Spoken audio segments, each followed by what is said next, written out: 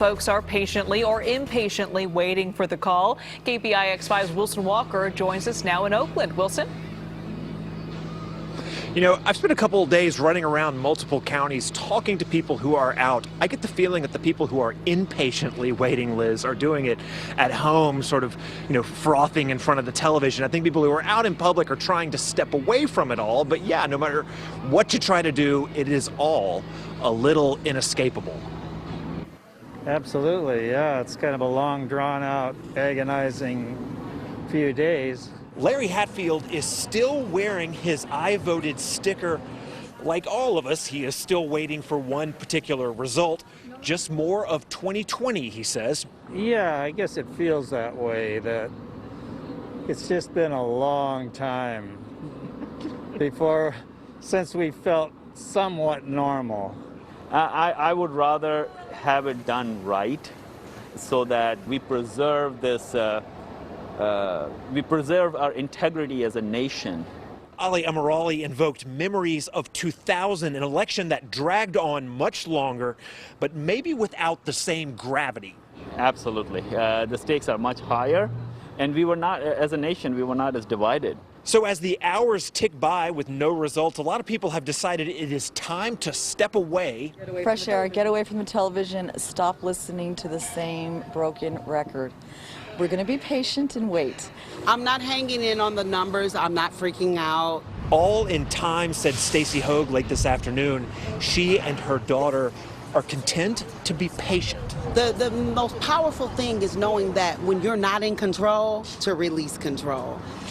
And none of us are in control of this election. We are not. We did cast our votes, but at the end of the day, it's out of our control.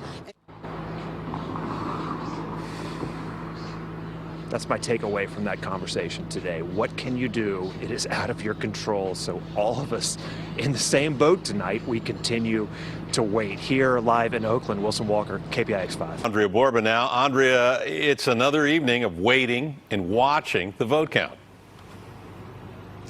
Absolutely, Ken. It seems like it's the election day that will never quite end without any results at this point. And people are feeling it. They are definitely feeling the hours of sitting in front of the TV, scrolling on their phones. We caught up with some folks today to talk about how they're trying to cope with all of the anxiety and uncertainty.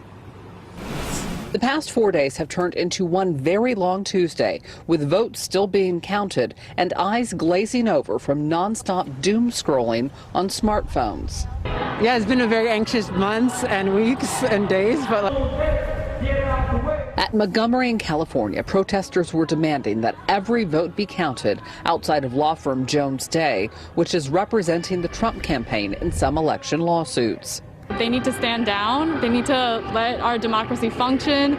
They need to make sure that every vote is counted. And yeah, they need to respect that. Across San Francisco at Ocean Beach, Gil Alcaron was taking the opposite approach, unplugging from the TV and his phone to have a moment of zen amidst election uncertainty. It's almost like meditating out there, and just hearing the waves. It's relaxing, and you forget about everything that's going on in the world with all this stuff that's going on, Ocean Beach bike rider Steve Kovacs got some fresh air while concerned about what happens after the election is called.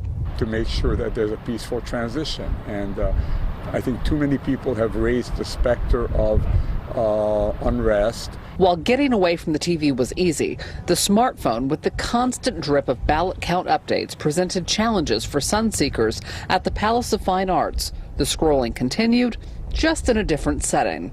Pretty bad. Maybe I definitely spent out too much time, I have to admit. So that's why we're doing a picnic. Hopefully we can stay off our phones and just, enjoy everything else.